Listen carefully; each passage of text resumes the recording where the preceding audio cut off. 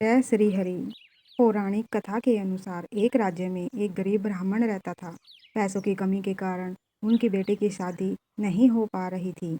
अपनी गरीबी से परेशान होकर एक दिन एक ब्राह्मण दंपत्ति ने एक साधु से इसका उपाय पूछा। तो साधु ने बताया कि पास के गांव में एक धोबिन है जो अपने बेटे और बहू के साथ रहती है।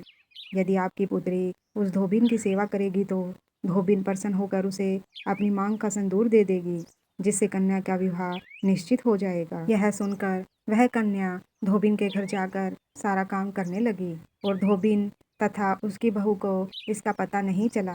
एक दिन धोबिन ने अपनी बहू से पूछा कि तुम इतना सारा काम इतनी जल्दी कैसे कर लेती हो। बहू बोली, मुझे लगा था कि ये सब काम तुम ही कर लेती हो।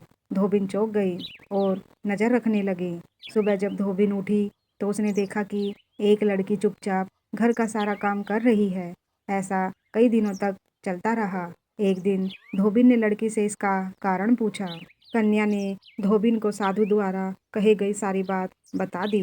उसकी बात सुनकर धोबिन ने उसे अपनी मांग का सिंदूर लगा दिया और उसी समय धोबिन के पति की मृत्यु हो गई।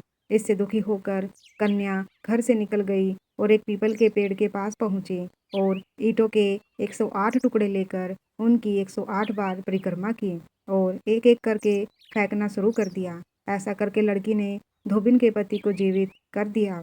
धोबिन का पति जीवित हो उठा।